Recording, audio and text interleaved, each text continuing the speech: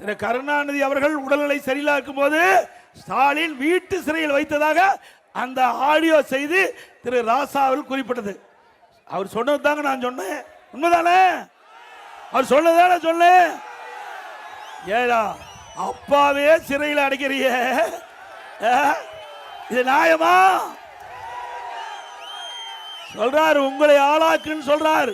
உங்களை ஆளாக்கி இன்றைக்கு தமிழகம் மட்டுமல்ல இந்தியாவே உன்னை பாராட்டு, ஒரு காலத்தில் பாராட்டுகின்ற அளவிற்கு உன்னை எம்எல்ஏ ஆக்கி, மந்திரி ஆக்கி, துணை முதலமைச்சர் ஆக்கி, அந்த கட்சிக்கு செயல் தலைவர் ஆக்கினாரு.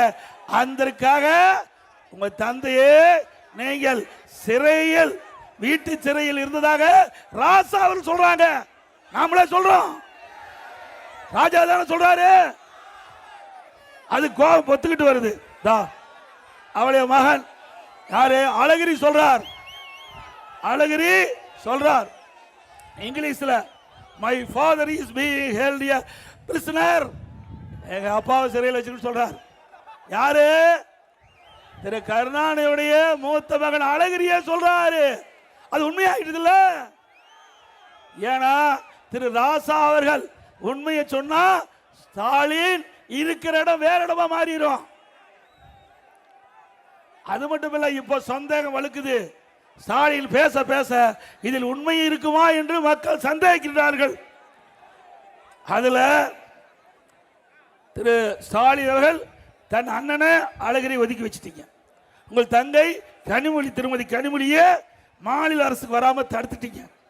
உங்கள் தந்தை கருணாநிதி இறுதி காலம் வரை உங்களை நம்பி எந்த ஒரு முக்கிய பொறுப்பு கொடுக்கல. கட்சி தலைவர் பதவி கூட கொடுக்கல, செயல் தலைவர் தான் கொடுத்தார். அப்படி நம்பிக்கைக்கு பாத்திரமானவர் இன்றைய முதலமைச்சர் ஸ்டாலின். அது மட்டுமல்ல, அண்ணா திமுக ஆட்சிக்கு வந்த உடனே திரு ராசா அவர்கள் இந்த ஆடியோவில் வெளியிட்ட செய்தியை விசாரணை மேற்கொள்ளப்பட்டு சட்ட ரீதியாக நடவடிக்கை எடுக்கப்படும்.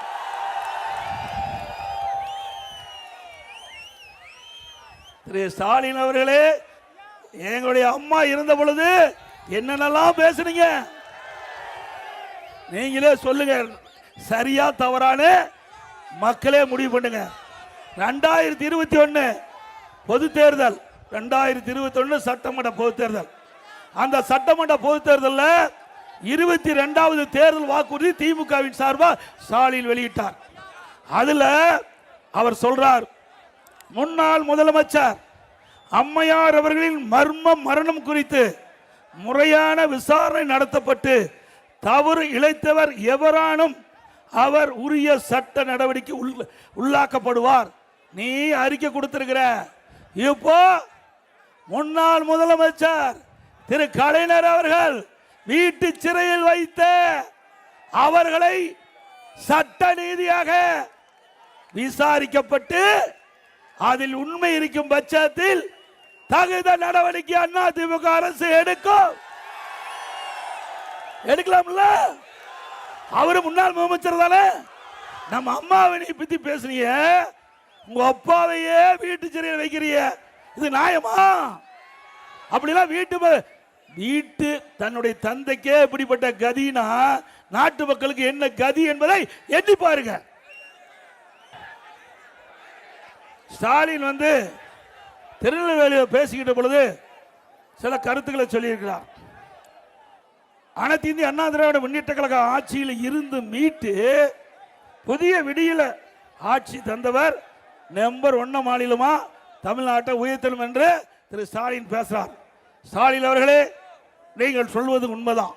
எப்படின்னா, இந்தியாவிலேயே திராவிட முன்னேற்ற கழக ஆட்சியில் 2021 2026 வரை கடன் வாங்குவதிலே முதல் மாநிலம். திமுக ஆட்சியில் தமிழகத்தில் ஊழல் செய்வதிலே முதல் மாநிலம். தமிழகத்தில் போதைப் பொருள் புழக்கத்திலே முதல் மாநிலம். பெண்கள் பாலியல் துன்புறுத்தல் முதல் மாநிலம். சட்ட ஒழுங்கு சீர்கேட்டில முதல் மாநிலம். கொள்ளையடிக்கும் குடும்பம் முதல் மாநிலம். இதுதாங்க முதல் மாநிலம். வேற என்ன சாதனை பண்ணாரு?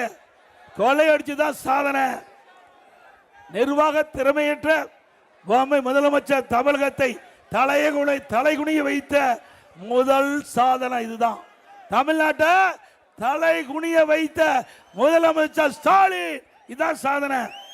வெற்றி விளம்பரம், போட்டோ ஷூட், பொய் வாக்குறுதிகள், மக்களை ஏமாற்றுவதிலே நம்பர் 1 கட்சி திமுக கட்சி. கடுகளவு கூட சாதனை இல்லை இந்த ஆட்சியில, கடுகளவு கூட சாதனை இல்லை. மலையளவு சோதனை தான் தமிழகத்திலே உள்ளது. மலையளவு சோதனை தான் தமிழகத்திலே உள்ளது. இதுதான் மக்கள் படுகின்ற வேதனை இந்த ஆட்சியில. அதோட இந்த மாவட்டத்தில் ஒரு தலை சிறந்த நெடுஞ்சாலை துறையுடைய விஞ்ஞானி ஒருத்தர் இருக்கார். யார் உங்களுக்கு தெரியும்? நம்ம ஆற்றை கடப்பதற்கு அந்த தண்ணிக்கு மேல பாலம் கட்டுவோம். ஆனா இவர் கட்டின பாலம் தண்ணியில் அடிச்சிட்டு போயிட்டு. ஆற்றை கடப்பதற்கு பாலம் கட்டுவோம், கட்டின பாலத்தை தண்ணி அடிச்சிட்டு போச்சு. யாருடைய துறை? நல்லா சத்தமா சொல்லுங்க, அவர் போய் காதில் விழுவணும். ஏவா வேலுத்துறை அவரு பேசுறாரு. எடப்பாடி பழனிசாமி அறிவிப்பு தண்ணியில் எழுதணுமா? தண்ணி தானே அடிச்சிட்டு போயிட்டு பாலத்தை. அப்புறம் நல்லா சிந்திச்சு பாருங்க. தென்பெண்ணை ஆற்று தரமில்லாத பாலத்தை கட்டினார். இந்த ஆற்றுல தென்பெண்ணை ஆற்றுல 1974 சுமார் 2 லட்சத்துக்கும் மேற்பட்ட கனஅடி தண்ணி தென்பெண்ணை ஆற்றுல போகுது. நெடுஞ்சாலைத்துறை அதிகாரிகளுக்கு தெரியும். இவர் என்ன பொறியாளரா? இவர் பேட்டி கொடுக்கும்போது சொல்றாரு, நிதி அதிகமாக இருக்கிற காரணத்தால பாலத்தை குறுக்கி உயரத்தை கம்மி பண்ணி கட்டினேன், அந்த உயரத்தை குறைச்சி கட்டினேன்னு சொல்றாரு. உங்களுக்கு எதுக்கு அந்த வேலை? அந்த வேலை பொறியாளர் பார்ப்பது, என்ஜினியர் பார்க்கின்ற வேலை. இவர் பெரிய என்ஜினியராக நினைச்சு 15 கோடி கட்டப்பட்ட பாலம் தண்ணியில் அடிச்சுக்கிட்டு போச்சு. யாருடைய பணம்? மக்களுடைய பணம். அந்த இன்ஜினியர்கிட்ட விட்டுருந்தா இன்னும் ஒரு 3 கோடி தான் செலவாயிருக்கும். அந்த பாலத்தை உயர்த்து கட்டினா தண்ணி அடிச்சுட்டு போயிருக்காது. ஆனா திராவிட முன்னேற்ற கழக ஆட்சியில் தரமில்லாத பாலத்தை கட்டி இன்றைக்கு பாலம் தென்பெண்ணை ஆற்றில் வந்த தண்ணீரால் அடித்து செல்லப்பட்டது. இதை முறையான விசாரணை மேற்கொண்டு இதற்கு அதிமுக ஆட்சி வந்த உடனே சரியான நடவடிக்கை எடுக்கப்படும். மக்களுடைய வரி பணம் அப்படி சொந்த வீட்டிலிருந்து எடுத்து செலவு செய்யல. மக்களுடைய வரி பணம் 15 கோடி வீணாக்கிட்டீங்க. நீங்க முறையா பொறியாளர்கள் திட்டமிட்டு அந்த பாலத்தை கட்டியிருந்தா பாலம் அப்படியே உறுதியோடு இருக்கும். இதோட வேடிக்கைன்னா, நானே நேரடியாக வந்தேன். அந்த தண்ணி வந்த பொழுது நானே நேரடியாக வந்தேன். இந்த மேடையில் இருக்கின்ற எங்களுடைய நிர்வாகிகள்லாம் கூட வந்து பார்த்தாங்க. பக்கத்தில் அங்கே வந்து தகன மேடை ஒன்று இருக்குது. ஏதோ வெறும் 5 லட்சம் ரூபாய் கட்டல தகன மேடை, அது உறுதியாக இருக்குது. 5 லட்சம் ரூபாய் கட்டல தகன மேடை உறுதியாக இருக்குது.